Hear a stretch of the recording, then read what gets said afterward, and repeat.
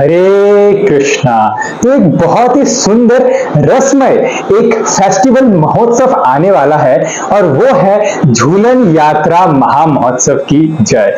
तो झूलन यात्रा महामहोत्सव ये बहुत ही सुंदर फेस्टिवल है जहां पर हम लोग राधा और गोविंद देव जी को बिठाकर झुलाते हैं।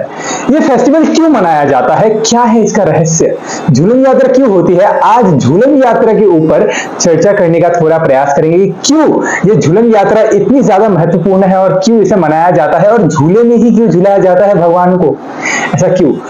तो ये झूलन यात्रा बहुत ही ज्यादा स्पेशल है। कहीं पर हम देखते हैं कुछ भक्त लड्डू गोपाल जी को झुलाते हैं, वो भी ठीक है, कुछ लोग गौर निताई जी को बिठाकर झुलाते हैं, हाँ वो भी ठीक है, लेकिन जो परम सिद्धांत है वो लड्डू गोपाल जी या गौर निताई जी को झुलाने का नहीं है, वो है राधा कृष्ण जी को झुलाने का। तो क्यों होती है ये झूलन यात्रा। तो श्रावण के शुक्ल पक्ष में एकादशी से लेकर पूर्णिमा तक 5 दिन ये झूलन यात्रा व्रज के प्रत्येक मंदिर में होती है। 5 दिन ये झूलन यात्रा। अच्छा क्यों होती है, कहीं पर हम लोग देखते हैं कुछ कुछ मंदिर में बहुत बड़े बड़े झूला है और कहीं पर छोटे झूला है, कहीं पर बहुत ऊंचे ऊंचे झूलते हैं भगवान, कहीं पर बहुत छोटे झूले हैं तो धीमे धीमे झुलाते हैं भगवान को। लेकिन ये तो सिर्फ भौतिक पदार्थ है, एक झूला तो एक भौतिक पदार्थ है। भगवान किसी भौतिक लकड़ी के, किसी भौतिक पदार्थ या किसी भौतिक वस्तु में नहीं झूलते, भगवान तो भक्त के प्रेम में झूलते हैं, भगवान तो भक्त के भाव में झूलते हैं, इसलिए भगवान को भावग्राही जनार्दन कहता है। तो आज इस लीला के माध्यम से हम अपने भाव को प्रदर्शन करने का प्रयास करेंगे और उसी भाव से जब झूलन यात्रा होगी और उसी भाव को, उसी लीला को चिंतन करके हमें भगवान को झुलाना चाहिए। तो क्यों होता है ये झूलन यात्रा, क्या है इसके पीछे का रहस्य।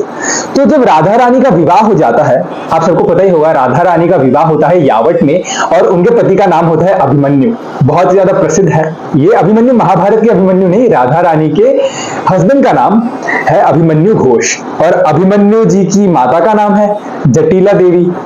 जटिला मतलब जटिला देवी और उनकी बहन का नाम है कुटिला देवी और अभिमन्यु के जो पिता है वो है वृकगोप। वृकगोप हमेशा क्रोधावेश में रहते थे, मतलब एंगर पर्सोनिफाइड, अगर क्रोध का अगर कोई स्वरूप है तो वो है वृकगोप, अभिमन्यु जी के पिता हमेशा क्रोधावेश में रहेंगे और बच्चा जन्म देते वक्त भी वो क्रोधावेश में थे। तो जो बच्चा जन्म लिया वो भी क्रोधावेश में निकले, तो अभिमन्यु भी हमेशा क्रोधावेश में रहते थे। उनके पिता वृकगोप वो भी क्रोधावेश में, अभिमन्यु हमेशा क्रोधावेश में और उनकी माता जटिला देवी इतनी जटिल है, जट के समान जटिल। आप देखते हो ना जट को, कुछ कुछ साधु लोग जट रखते हैं, घुमाकर जट रखते हैं, जट के समान जटिल है। जट जो होता है ना, जट में कंघी नहीं की जाती, उसी प्रकार किसी साधारण व्यक्ति जटिला देवी से बात नहीं कर सकता। मान लो कोई सरल साधारण व्यक्ति दुर्वासा मुनि के पास चला जाए, या तो उसे श्राप मिलेगा या तो उसे वरदान मिलेगा, उससे ऊपर या नीचे कोई गति नहीं है। उसी प्रकार जैसे हम लोग देखते हैं कि साधु संत जट रखते हैं, ये जट घुमा घुमा कर रखा जाता है और उसमें कंघी नहीं की जाती ये जट। तो जटिला अर्थात वो स्त्री जो बाल जैसे सामान्य वस्तु को भी घुमा घुमा कर देखती है उसे जटिला कहा जाता है। तो जटिला देवी हमेशा ऐसा क्यों किया, वैसा क्यों नहीं किया, ऐसा तुमने क्यों कहा उसको, तुमको तो ऐसा करना चाहिए था, भले ही चीज सही क्यों ना जा रही हो वो अपनी ओपिनियन डालेगी ही जटिला। और अभिमन्यु जी का जो बहन है उनका नाम है कुटिला। कुटिला अर्थात मान लीजिए एक चींटी है, एक चींटी को आप स्वर्ण का राजमहल दे दीजिए, वो चींटी स्वर्ण के राजमहल में जाने के बाद भी वो राजमहल की सुंदरता का दर्शन नहीं करेगी, उस राजमहल के अंदर कहां पर खड्डे हैं, कहां पर गड्ढे हैं, वो सब ढूंढेगी। उसी प्रकार कुटिला जैसी जो चींटी है, कुटिला जैसी चींटी उनको आप राधा रानी के समान एक स्वर्ण राजमहल भी क्यों ना दे दो, कुटिला जैसी चींटी राधा रानी जैसे राजमहल के अंदर हमेशा दोष की गड्ढाई ढूंढेंगी, हमेशा दोष ढूंढेंगी। दोष कहां पर है राधा रानी के अंदर, दोष कहां पर है, दोष तो नहीं है राधा रानी के अंदर, लेकिन फिर भी जैसे चींटी राजमहल में गड्ढा ढूंढती है जबकि राजमहल में गड्ढा है नहीं, उसी प्रकार कुटिला भी राधा रानी के अंदर हमेशा दोष ढूंढते रहती है।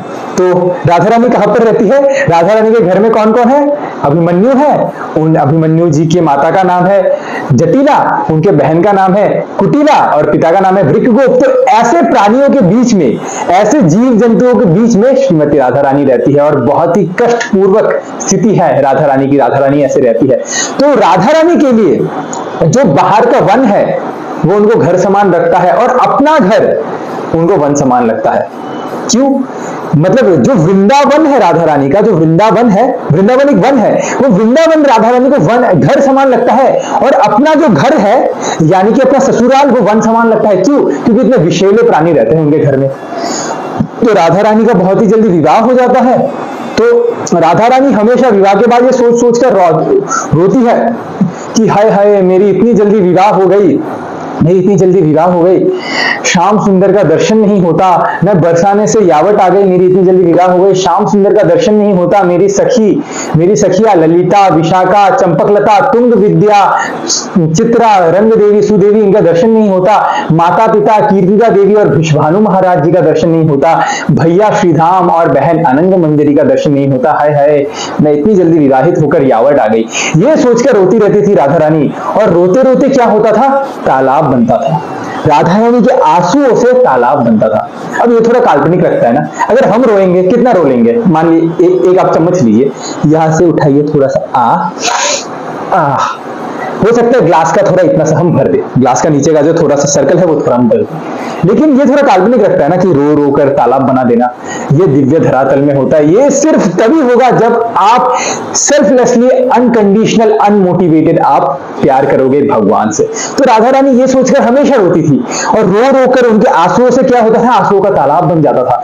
लेकिन मन में इतना तप्त भाव, इतना संताप है मन में, विरह की इतनी अग्नि है, तो उनका शरीर गर्म होने लगता था। इस गर्म भाव के कारण बाहर का जो तालाब का जो पानी है वो वेपराइज हो जाता था और वायु में समावेश होकर परिवर्तित हो जाता था। तो क्योंकि राधा रानी जब रोती थी तब तालाब बनता था, और राधा रानी के अंदर के ताप के कारण क्या होता था, वृंदावन का जो वातावरण है वो भी बढ़ने लगता था, वृंदावन भी गर्म हो जाता था। तो श्रावण के पहले, श्रावण महीने के पहले राधा रानी का बहुत मन करता था कि मैं बरसाना जाऊं, मैं क्यों यावट आ गई, मैं बरसाना जाऊं। तो ये सोच सोचकर राधा रानी हमेशा रोती थी, और उन अश्रुओं से तालाब बनता था। लेकिन मन में इतनी विरह भाव है, उस विरह भाव के कारण, उस विरह अग्नि के कारण क्या होता था, वृंदावन का तापमान बढ़ने लगता था। उस तापमान बढ़ने के कारण जो बाहर का जो तालाब है वो वेपराइज्ड होकर, वो पानी वेपराइज्ड होकर वायु में परिवर्तित होकर समावेश हो जाता था। तो इसलिए जब हम गर्मी के मौसम में वृंदावन में जाते हैं तब हम क्या देखते हैं कि हाँ वृंदावन गर्म है। हम लोग क्या सोचते हैं, गर्मी का मौसम है इसलिए वृंदावन गर्म है। ऐसा नहीं है। राधा रानी रोती है, राधा रानी संताप में होती है, उस ताप के कारण जो वृंदावन का वातावरण बढ़ता है उसके लिए वृंदावन गर्म है। तो वृंदावन जो है ना ये दिव्य स्थान है। वृंदावन को हमें किसी साधारण जगह की तरह, किसी नॉर्मल जगह की तरह नॉर्मल नहीं मानना चाहिए, किसी साधारण स्थान नहीं मानना चाहिए। अगर हम वृंदावन को किसी नॉर्मल जगह की तरह, कि कोई नॉर्मल स्थान को साधारण स्थान मानेंगे ना तो ये धाम अपराध में काउंट होता है, इसका अपराध लगता है हमें। तो वृंदावन बहुत दिव्य है। वृंदावन में जो कुछ भी होता है वो राधा और कृष्ण की इच्छा से ही होता है। अगर कोई वृंदावन में प्रवेश कर पा रहा है ना तो वो राधा रानी की बहुत कृपा के कारण वो वृंदावन में प्रवेश कर रहा है, या अगर कोई वृंदावन छोड़ के जा रहा है वो भी राधा रानी की इच्छा से हो रहा है। तो वृंदावन में जो कुछ हो रहा है ना वो राधा और कृष्ण की इच्छा से हो रहा है। भले ही गर्मी हो, सर्दी हो या फ्लड ही क्यों ना आ जाए वृंदावन में, उन सब के पीछे राधा कृष्ण की कोई ना कोई इच्छाएं है, अलग अलग लीलाएं है। तो ये जो वृंदावन है ये बहुत ही ज्यादा दिव्य स्थान है। तो इसलिए जो कोई भी वृंदावन में प्रवेश कर रहा है, तो कुछ लोग सोचते हैं मैं वृंदावन जा रहा हूं, क्यों? क्योंकि मेरे पास पैसा था। मैंने क्या किया ना, मैंने फ्लाइट की टिकट बुक करी, तो फ्लाइट की टिकट बुक करके मैं दिल्ली पहुंची, फिर वहां पर मैंने लोकल ट्रेन ली और लोकल ट्रेन में बैठकर मैं वृंदावन पहुंच गई। ऐसा नहीं। वृंदावन जब हम जाते हैं तो उसमें राधा रानी की बहुत कृपा होती है, क्योंकि ऐसे भी बहुत लोग हैं जिनके पास बहुत पैसे हैं, जो लोग वृंदावन में आना चाहते हैं, पैसा भी है और इच्छा भी है, लेकिन कुछ ना कुछ कारणवश, कुछ ना कुछ सिचुएशन के कारण, कुछ ना कुछ परिस्थिति के कारण उनका वृंदावन आना कैंसिल हो जाता है, क्योंकि अभी तक उनके ऊपर श्रीमती राधा रानी की कृपा नहीं हुई। तो वृंदावन में जो कोई भी प्रवेश कर रहा है, भले वो अच्छा व्यक्ति हो या बुरा व्यक्ति हो, भक्त हो या अभक्त हो, सब राधा रानी की कृपा के कारण प्रवेश कर रहे हैं। तो हमें ये नहीं सोचना चाहिए कि वृंदावन उत्तर प्रदेश का स्थान है और क्योंकि उत्तर प्रदेश के हर स्थान में गर्मी पड़ती है इसलिए वृंदावन में भी गर्मी पड़ती है। नहीं, ऐसा नहीं होता। राधा रानी के विरह भाव के कारण, राधा रानी के विरह भाव के कारण जब राधा रानी रोती है, उन अश्रुओं का जब तालाब बनता है और राधा रानी के अंदर की विरह भाव की जो अग्नि है, उस अग्नि के कारण क्या होता है, तालाब, वृंदावन का तापमान बढ़ता है और तालाब का जो पानी है वो वायु में परिवर्तित होकर समावेश हो जाता है और क्या होता है, ऐसे रोते रोते रोते रोते रोते रोते मेघ बनने लगते हैं। और जब मेघ बनने लगते हैं और राधा रानी इतना रोती है, इतना रोती है और मेघ भी पकड़ नहीं पाते उन आंसुओं को, तो मेघ भी वर्षा ऋतु कर देती है और वृंदावन में बारिश हो जाती है। मेघ भी वर्षा कर देती है और वृंदावन में बारिश हो जाती है। तो इसलिए हम देखते हैं कि ग्रीष्म ऋतु मतलब गर्मी का मौसम, गर्मी के मौसम के बाद जो क्या आता है, वर्षा ऋतु आती है। तो गर्मी के मौसम के बाद जो वर्षा ऋतु आते हैं, हमें ये नहीं सोचना चाहिए कि ये नैसर्गिक है, ये ऑटोमेटिक होता है, नहीं, ये राधा रानी के तप्त भाव के कारण क्या होता है, पहले ग्रीष्म ऋतु आती है, फिर उसके बाद वर्षा ऋतु आती है। और जब मेघ भी पकड़ नहीं पाता राधा रानी के आंसुओं को, इतनी ज्यादा रोती है, इतनी ज्यादा विरह भाव में होती है, जब मेघ भी आंसुओं को पकड़ नहीं पाता, मेघ भी छोड़ देता है उन आंसुओं को और वही आंसू वृंदावन में वर्षा ऋतु हेतु बारिश कर देती है। तो राधा रानी जब देखती है बारिश हो रहा है, तो राधा रानी कहते हैं हाँ श्रावण का महीना आ चुका है। तो ग्रीष्म ऋतु के बाद क्या था, श्रावण का महीना। तो श्रावण के महीने में क्या होता है, पहले श्रावण के महीने के पहले जो समर सीजन था, जो ग्रीष्म ऋतु था, उसमें जितने भी सारे पत्ते थे, जितने भी सारे पेड़ पौधे पत्ते थे, वो सब सूख जाते हैं, वो सब जल जाते हैं, पीले पीले हो जाते हैं, सूक्ष्म हो जाते हैं। लेकिन जब बारिश होती है तब सब कुछ हरा भरा हो जाता है, चारों ओर हरियाली हो जाती है और उस तृतीया को कहते हैं हरियाली तीज। उस दिन हरियाली तीज मनाया जाता है। तो हरा देवी के कारण जो हरा मतलब श्रीमती राधा रानी, श्रीमती राधा रानी का नाम है हरा देवी, हरे हरे का हरा। तो हरा देवी के कारण जो हरियाली आती है उसे कहते हैं हरियाली तीज। तो हम देखते हैं जो जितने भी मंदिर में हरियाली तीज मनाया जाता है, ब्रज में जितने भी मंदिर में हरियाली तीज मनाई जाती है, या जो भी भक्त हरियाली तीज मनाते हैं, वो लोग क्या करते हैं, अपने भगवान को हरे भरे रंग के कपड़ों में रखते हैं और हर तरफ से पेड़ पौधों से सुसज्जित रखते हैं कि मेरे प्रभु श्री राधा कृष्ण को हरियाली प्रदान हो, उनको शीतलता प्रदान हो, पेड़ की ठंडक महसूस हो। तो सब कुछ हरा भरा हो जाता है उस हरियाली के समय, सब कुछ हरा भरा, पेड़ पौधे भी हरे भरे हो जाते हैं, डालियां भी हरी भरी हो जाती है और जितने वस्त्र आभूषण है वो सब भी हरी भरी हो जाती है और इसी दिन को हरियाली तीज कहते हैं। तो हरियाली तीज आता है और हरियाली तीज के समय एक बहुत ही विशेष घटना, एक महत्वपूर्ण घटना घटती है ब्रजभूमि में। क्या होती है हरियाली तीज के समय? हरियाली तीज के समय हर भाई अपने बहन के घर आकर अपने बहन को वापस से अपने मायके ले जाता है। जितनी भी सारी स्त्रियां जिनका विवाह हो चुका है और जो स्त्री अपने घर को छोड़कर ससुराल पहुंच गई है, उन सारे स्त्रियों का भाई आता है अपने घर से बहन के ससुराल में और बहन को रथ में बिठाकर ले जाते हैं। कहां पर? अपने घर, मायके में, कि हे बहन, 11 महीने तुम इन सारे प्राणियों के बीच में रही, अब 1 महीने अच्छे से मौज मस्ती से तुम हमारे साथ रहना। तो हरियाली तीज के समय हर भाई आता है रथ में बैठकर और अपनी बहन को लेकर जाता है। तो राधा रानी जब खिड़की के बाहर देखती है तो अलग अलग जगह से, अलग अलग स्थान से विशाखा सखी का भाई आता है, ललिता सखी का भाई आता है, चित्र सखी का भाई आता है, इंदुलेखा सखी का भाई आता है, सुदेवी सखी का भाई आता है, चंपकलता सखी का भाई आता है, रंग देवी का भाई आता है, लेकिन राधा रानी का भाई श्रीधाम सखा ही नहीं आता। तो ऐसे रुकते रुकते, रोते रोते, रुकते रुकते पूर्णिमा आ जाता है, रक्षाबंधन का दिन, पूर्णिमा, और राधा रानी रोती रहती है, रोते रोते सोचती है कि मैं मायके से क्या ससुराल आ गई, मेरे माता पिता क्या मुझे भूल गए, अच्छा हुआ ये चली गई, सोचकर भूल गए होंगे मुझे, क्या कोई मेरा याद नहीं करता, क्या उन्हें मैं बोझ समान लगती थी कि मैं ससुराल आ गई तो वो मुझे भूल गए, मुझे मेरा भाई तक लेने नहीं आया, सब भूल गए मुझे, क्या कोई मुझे याद नहीं करता, क्या मुझसे मिलने के लिए कोई आतुर नहीं है, क्या किसी को एक्साइटमेंट नहीं हो रहा मुझसे मिलने के लिए। तो राधा रानी ये सोच सोचकर रोती रहती है और ऐसे रोते रोते जब राधा रानी खिड़की के बाहर देखती है तब वो देखते हैं कि रथ में आरूढ़ होकर श्रीधाम सखा, राधा रानी का भाई श्रीधाम सखा रथ में आरूढ़ होकर 10,000 गायों के साथ, अपने नौकर चाकर के साथ, स्वर्ण मुद्राओं के साथ रथ में आरूढ़ होकर आ रहा है यावत। तो राधा रानी बाहर जाती है दौड़कर और आलिंगन करती है अपने भाई का, श्रीधाम सखा का, और अपने भाई से पूछते हैं, हे भाई, क्या आप मुझे भूल गए? हे भैया, आप मुझे भूल गए क्या? आप इतने देर लगा दिया, कहाँ हरियाली तीज और कहाँ पूर्णिमा, आप इतने देर लगा दिए भाई मुझे लेने आने के लिए। तो श्रीधाम सखा ने कहा कि देखो अगर मैं तुमको डायरेक्ट लेने आता ना तो तुम्हारी जो सास है ना जटिला, वो तुम्हें जाने नहीं देती, वो तुम्हें पकड़ के रख देती। अगर जटिला जाने भी देना तो कुटिला पकड़ लेगी कि क्यों जा रही है ये, घर में इतना काम है कौन करेगा। तो अगर मैं तुमको डायरेक्ट लेने आता तो ये जटिला कुटिला सब लोग तुमको सांप की तरह पकड़ लेते, बाधा रोधक बन के मेरे रास्ते में खड़े हो जाते। तो इसलिए मैंने क्या किया, 10,000 गाय लेकर आया, उनके लिए बहुत सारे भेंट लेकर आए, वस्त्र आभूषण ले आए, स्वर्ण मुद्राएं ले आए, ताकि क्यों, ताकि ये स्वर्ण मुद्राएं मैं उनको दे दूंगा, वो प्रसन्न हो जाएंगे और मैं तुम्हारा हाथ मांग कर ले जाऊंगा। तो थोड़ा मस्का लगाने के लिए इतना सब कुछ करना पड़ा, उसके लिए देर हो गई बहना, मुझे क्षमा करना।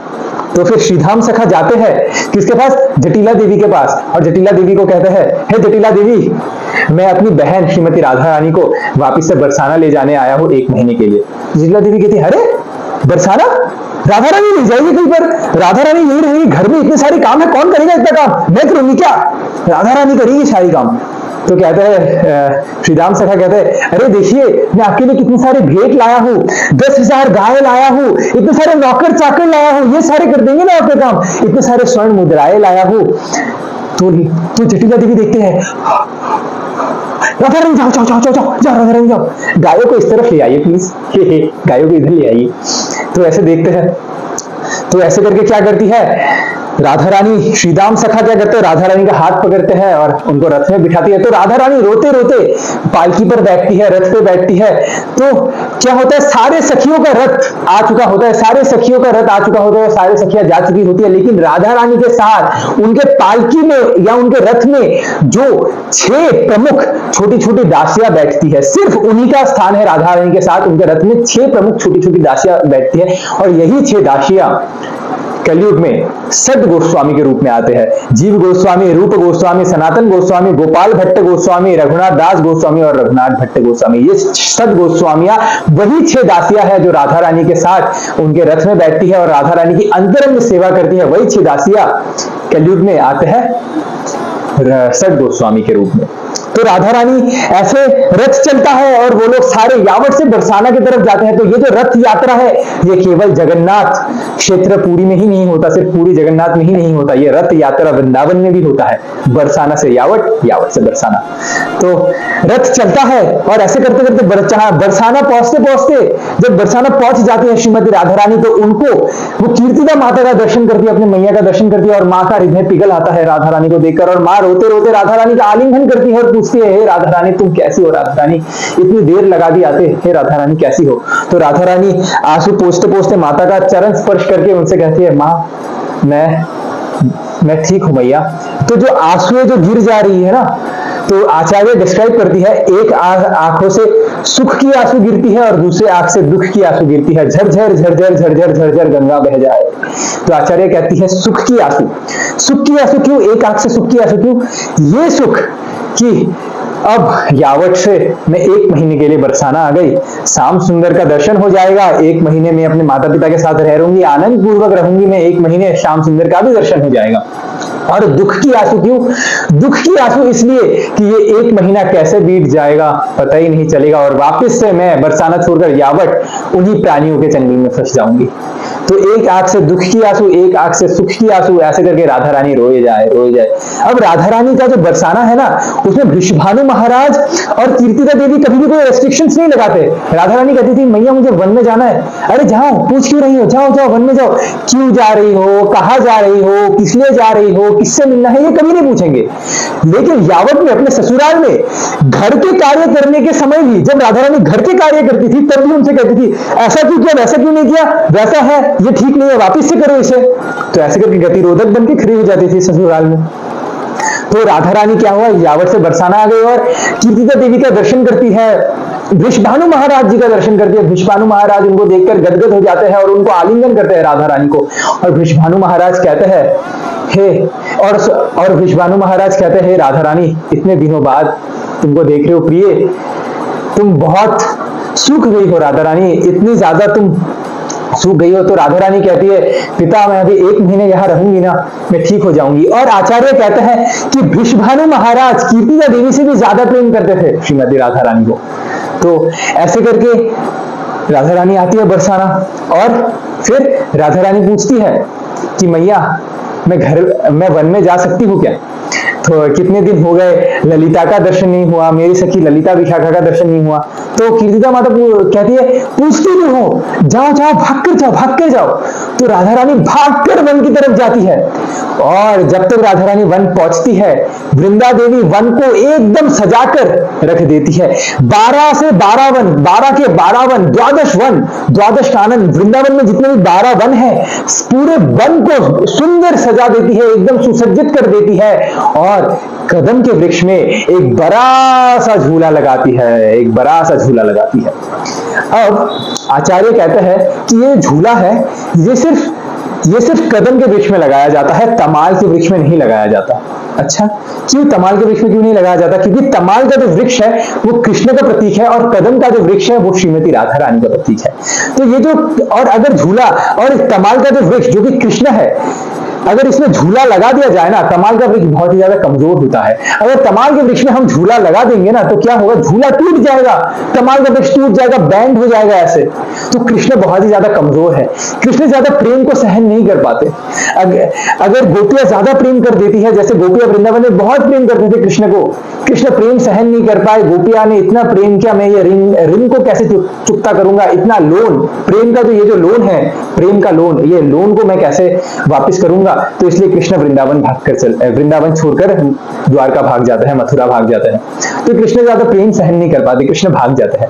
लेकिन राधा रानी जो कि तमाल का, जो कि कदम का वृक्ष, जो कि राधा रानी का प्रतीक है, झूला कदम के वृक्ष में लगाया जाता है। क्यों?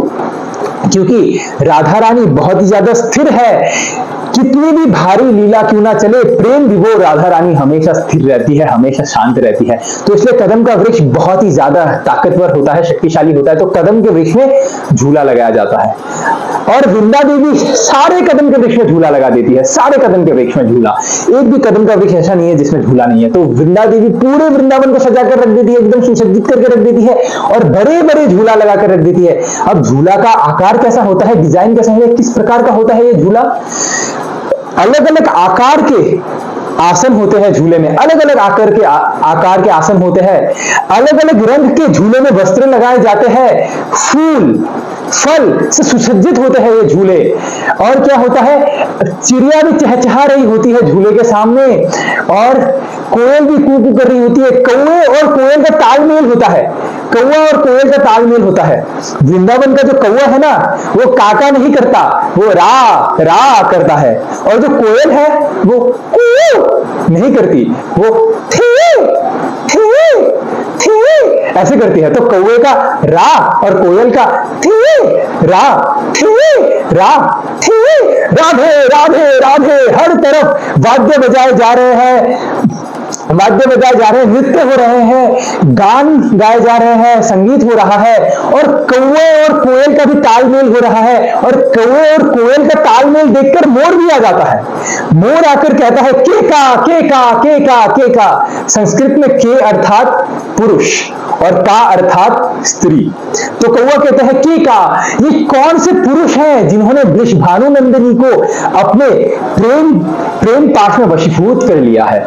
ये कौन से पुरुष है जिन्होंने वृषभानु नंदिनी को अपने प्रेम वश में वशीभूत कर लिया है? के और का अर्थात ये कौन सी स्त्री है जिन्होंने यशोदा नंदन व्रजजन रंजन नंद नंदन भगवान श्री कृष्ण को अपने प्रेम पाश में वशीभूत कर लिया है?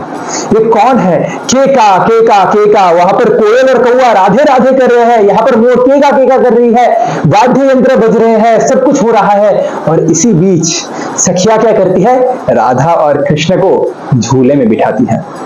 अब झूला क्यों, झूला ही क्यों, सीसो क्यों नहीं, स्लाइड क्यों नहीं, झूला ही क्यों?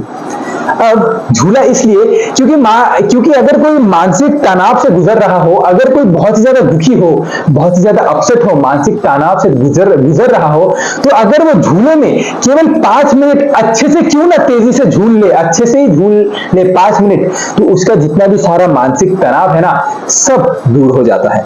अगर कोई अच्छे से झूले में बैठकर झूल ले 5 मिनट ही क्यों ना।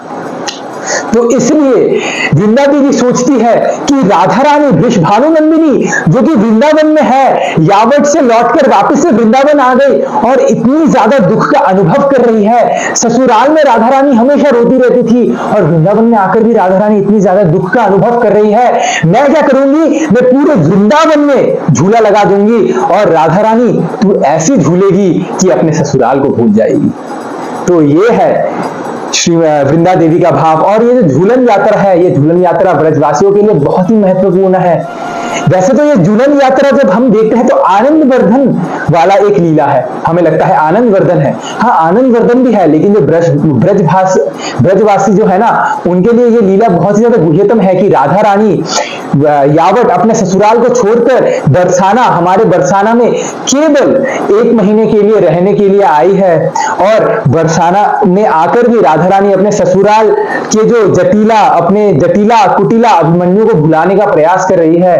तो हम राधा रानी को ऐसे झुलाएंगे कि राधा रानी सब कुछ भूल जाएगी, राधा रानी अपने ससुराल को भूल जाएगी। एक सेवक का भाव भी हमेशा ऐसा होना चाहिए। एक सेवक का भाव हमेशा ऐसा होना चाहिए कि हे श्रीमती राधा रानी, आपके अंदर जो भी यातना है, मेरी सेवा से वो सारी यातना नष्ट विनष्ट हो जाए, ये कृपा याचना मैं आपसे करता हूं। एक सेवक का भाव भी ऐसा होना चाहिए। तो ऐसे करके वृंदावन का वातावरण बहुत ही ज्यादा मनमोहक हो जाता है। नम हवाएं चलने लगती है, मंद मंद हवाएं चलने लगती है, वाद्य यंत्र गीत गाए जा रहे हैं और राधा और कृष्ण झूलते हैं। तो कभी कभी क्या करते हैं, कृष्ण झूलते हैं और राधा रानी झुलाती है, और कभी राधा रानी बैठती है और कृष्ण झुलाते हैं। तो कभी कभी राधा और गोविंद एक साथ बैठते हैं और सखियां झुलाती है। तो कभी कभी राधा कृष्ण कहते हैं कि ललिता सखी आप बैठ जाइए, नहीं विशाखा सखी आप बैठ जाइए। तो कृष्ण पीछे से धक्का देते हैं और राधा रानी झुलाते हैं। तो ऐसे करके वो लोग झूलते हैं और झूलते झूलते क्या होता है, राधा और कृष्ण के गले में जो मोती का हार है वो झूले की जो रस्सी है उसमें लगकर टूट जाता है और सारी मोतियां जमीन पर बिखर जाती है।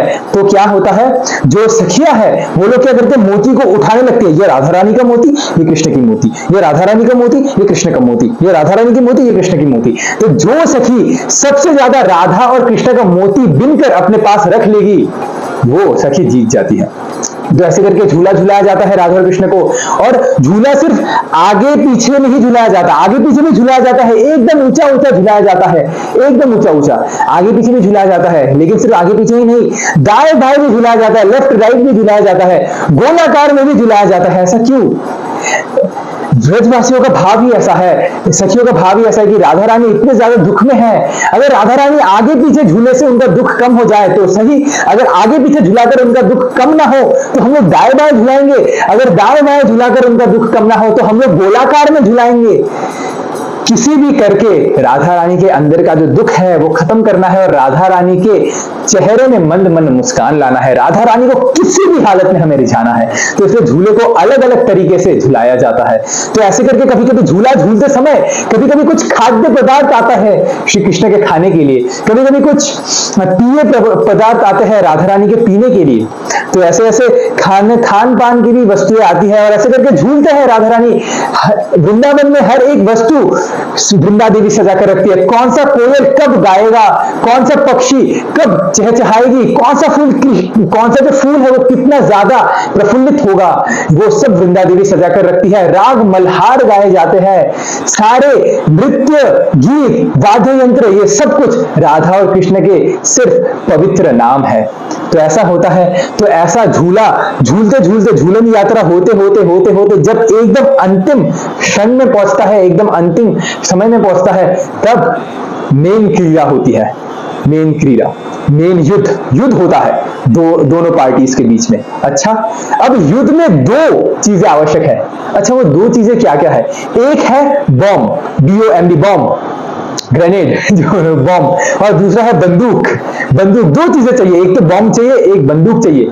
तो सखिया क्या करती है, बम रूपी रंग अपने कमर से निकालती है, बम रूपी रंग अपने कमर से निकालती है। और ये रंग बहुत ही अलग अलग कलर के रंग होते हैं, सुंदर सुंदर डिफरेंट टाइप्स ऑफ कलर्स, लाल रंग का, पीले रंग का, गुलाबी रंग का, हरे रंग का बम निकालती है वो लोग। और सुसज्जित सुंदर रंग होता है और बहुत ही सुंदर सुगंध आता है उन रंग से, बहुत ही सुंदर खुशबू आती है उस रंगों से, कर्पूर का, चंदन का, बहुत ही सुंदर सेंटेड कलर्स। वो रंग निकालती है अपने कमर पट्टे से, रंग निकालती है सखिया, और सखिया क्या करती है, ये रंग युगल किशोर राधा कृष्ण की तरफ फेंकती है, कृष्ण की तरफ फेंकती है, राधा की तरफ फेंकती है। और ये छोटी छोटी जो दासियां है, छोटी छोटी जो अनंग मंजरी, रूप मंजरी, लती मंजरी, नयनमणि मंजरी, ये जो मंजरियां है, ये जो दासियां है, उनका कार्य क्या है कि मैं घायल हो जाऊंगी लेकिन ये रंग में राधा कृष्ण को नहीं लगने दूंगी, उनका ये कार्य है।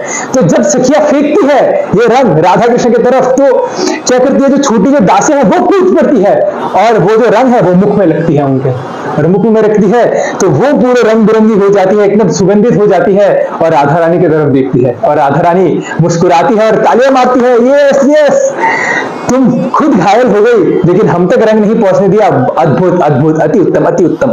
तो क्या करती है सखिया, और रंग फेंकती है, और कभी कभी क्या होता है, जो छोटी छोटी दासियां है वो गलत जंप लगा देती है, गलत उछल जाती है, तो रंग क्या होता है, रंग जाकर डायरेक्ट श्याम सुंदर के मुख में लगता है और श्याम सुंदर नीचे गिर जाते हैं और श्याम सुंदर पूरे हरे भरे हो जाते हैं, श्याम वर्ण से हरा वर्ण में चले जाते हैं, पीले वर्ण में चले जाते हैं, ऐसे करके श्याम सुंदर। और राधा रानी हंसती है, बहुत ही ज्यादा हास्य प्रयास होता है और कहती है सखियों को, अच्छा हुआ तुमने गलत जंप लगाया, अगर तुम सही जंप लगा देती तो इतना हास्य प्रयास नहीं होता और श्याम सुंदर का ये हाल नहीं होता।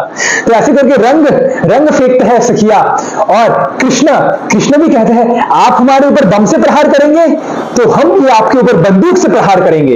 तो कृष्ण अपने कमरबंद से पिचकारियां निकालते हैं, पिचकारी में वो पानी भरते हैं, रंग बिरंगे पानी, सुगंधित मटकों में रंग बिरंगे पानी लगे हैं, हरे रंग का पानी, नीले रंग का पानी, गुलाबी रंग का पानी, लाल रंग का पानी, तो पानी भरते हैं भगवान श्री कृष्ण अपने पिचकारी में और पिचकारी से प्रहार करती है सखियों के तरफ। तो ऐसे करके होली भी मनाई जाती है। इसलिए अगर आप मायापुर में जाएंगे या वृंदावन में अगर आप जाएंगे, जो आखिरी दिन होता है ना झूलन का, आखिरी दिन, मैं गया था लास्ट ईयर मायापुर में, आखिरी दिन जो होता है झूलन का, तब रंग होली खेली जाती है, होली रंग से सबको लगाया जाता है, ये रंग पीला रंग, हरा रंग, वृंदावन में भी लगाया जाता है। तो सिर्फ होली के दिन ही होली नहीं होता, झूलन के दिन में भी होली होता है, आखिरी दिन झूलन का। तो ऐसे करके होली मनाए जाते हैं, झूलन में झूला जाता है और राधा रानी के चेहरे में मंद मंद मुस्कान कैसे भी करके लाना है। तो ये जो प्रेम युद्ध है, और आखिर तक जो है, जो सखी सबसे ज्यादा घायल हो जाएगी वो सखी जीत जाती है, उसको क्या होता है, परमवीर चक्र मिल जाता है। तो ऐसे करके सखियां बीच में आ जाती है कि मैं राधा रानी को भीगने नहीं दूंगी, मैं श्याम सुंदर को रंग लगने नहीं दूंगी, मैं अपने ऊपर ले लूंगी। तो ऐसे करके बहुत ही सुंदर युद्ध का वर्णन, युद्ध क्रीड़ा का वर्णन कवि कर्णपुर अपने क्या वृंदावन चंपू में करता है, गोपाल चंपू में करता है कवि कर्णपुर। तो ये जो अद्भुत लीला है, इसका श्रवण करके इसी भाव से हमें राधा और कृष्ण को, राधा गोविंद देव जी को हमें झुलाना चाहिए, राधा गोविंद को हमें झुलाना चाहिए इसी भाव से कि हे श्रीमती राधा रानी, आप अपने ससुराल को छोड़कर बरसाना आ गई, कृपया आप अच्छे से झूल लीजिए और अपने सारे दुख को भूल जाइए। तो इस भाव से हमें झूलन यात्रा में झुलाना चाहिए। और ये जो अद्भुत लीला है, ये अद्भुत लीला में भाग लेना तो प्राय असंभव है, कि इसका चिंतन करना भी, इस लीला का चिंतन करना भी बहुत ही ज्यादा दुर्लभ है। लेकिन इस लीला का श्रवण करके, इस लीला के बारे में पढ़ के हम केवल एक कार्य कर सकते हैं, वो है नतमस्तक होकर कृतज्ञता पूर्वक श्रीला प्रभुपाद के चरण में हम दंडवत कर सकते हैं। उनसे ये कह सकते हैं कि वो श्रीला प्रभुपाद जो झूलन सिर्फ वृंदावन में होता था पहले, उन श्रीला प्रभुपाद ने इस झूलन को पूरे विश्व भर में प्रसिद्ध कर दिया है, पूरे विश्व भर में उन्होंने इस झूलन यात्रा को प्रसिद्ध कर दिया है। वो झूलन सिर्फ वृंदावन में जो होता था, वो पूरे विश्व भर में किसने फैलाया, श्रीला प्रभुपाद ने फैलाया। और हम इतने अनर्थपूर्ण, इतने पाप, काम, क्रोध, लोभ में मद मत्सर से भरे इस शरीर में होकर भी प्रभुपाद ने क्या किया, उस लीला का केवल श्रवण ही नहीं, उस लीला में, उस परम लीला में भाग लेने का भी हमें मौका दिया है, झूलन यात्रा में राधा और कृष्ण को झुलाकर। तो इतने कंट्रीब्यूशन किया है श्रीला प्रभुपाद ने। तो झूलन यात्रा में हमें राधा कृष्ण को झुलाकर, राधा गोविंद जी को झुलाकर श्रीला प्रभुपाद जी को थैंक यू कहना चाहिए कि बहुत बहुत धन्यवाद आपका श्रीला प्रभुपाद कि आपने हम जैसे बद्ध जीवों को भी राधा कृष्ण का वो दिव्य लीला का स्मरण करवाया। सिर्फ स्मरण ही नहीं, उस लीला में हिस्सा लेने का भी आपने हमें अधिकार दिया है। तो ये है झूलन यात्रा का असली भाव कि कैसे श्रीमती राधा रानी विरह में होती है और सारे सखिया कुछ ना कुछ करके राधा रानी को बस रिझाना चाहती है। तो हमें भी ये भक्त का, ये सेवक का भाव रखना चाहिए कि हम जब झूलन में राधा और कृष्ण को जब हम झुलाए तो यही भाव में झुलाना चाहिए कि हे श्याम सुंदर, हे श्रीमती राधा रानी, हे मेरी स्वामिनी, आप कृपया करके अपनी सारी दुख को भूल जाइए और मेरे इस सेवा को स्वीकार कीजिए और आप आनंद पूर्वक झूलिए। तो आप सबको झूलन यात्रा महामहोत्सव की हार्दिक शुभकामनाएं। Hare Krishna. Thank you very much for watching. Krishna Prem